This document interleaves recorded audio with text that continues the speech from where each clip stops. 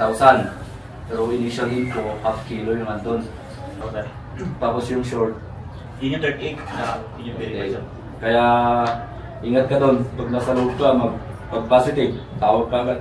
Nagtipon-tipon ang mga ahente ng Philippine Drug Enforcement Agency Baguio Benguet Office kasama ang PNP Drug Enforcement Group sa isang pagpupulong sa ipapatupad na buy-bust drug operation sa Barangay Santa Escolastica, Baguio City. Sa inisyal na impormasyon ng PIDEA Lead Unit, kanilang siniyasat ang pagkakakilanlan, transaksyon ng mga sospek at proseso ng ikakasang operasyon. Ang target na 2 sospek, mag-live-in partner na parehong kasama sa listahan ng mga high-value target sa rehiyon.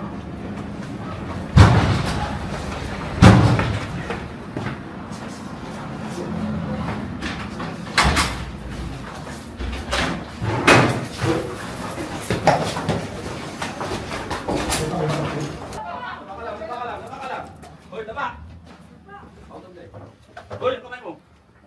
Kamay sa likod. Bilis. Pagdating ng alas 5:30 ng hapon, matagumpay na isinagawa ang operasyon.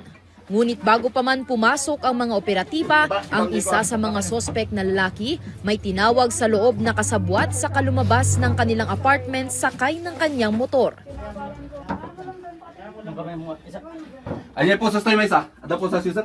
Sige, upo ka na. Kinontak lang po nila yan na ipinaba niya po na po, pinadala niya.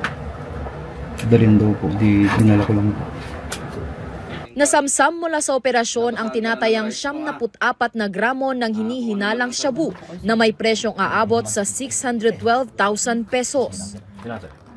So almost 1 month po ang case build-up ng operation na ito with the aid of informant po natin. Bukod sa droga, nakumpiska rin ang isang genuine 1,000 peso bill, 79 budol money, cellphones at drug paraphernalia. Ang mga inaresto, isang 41 anyos na lalaking street vendor at 38 anyos na babaeng sumasideline bilang online seller. Kayo po ba talaga nagbenta nito? Ano po? Hindi.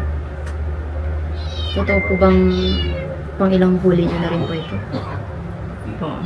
Pero hindi po ako nagbenta. Pinilit lang po kasi ako na kumontak, kaya kumontak po. Sa investigasyon ng mga otoridad, nakukuha umano nila ang mga items sa pamamagitan ng parcel delivery, bagay na mahirap matunton ng PIDEA. Yung ginagamit na parcel, yun doon po kami nahihirapan. Kasi hindi po natin mahuhuli agad yung kung sino ang yung source. So sa part namin, as we will conduct further deep investigation kung paano po natin ma-identify yung mga big players. Sasampahan sila ng reklamong paglabag sa Republic Act 9165 o ang Comprehensive Dangerous Drugs Act of 2002. Sandy Salvacio, Balitang, Solid North.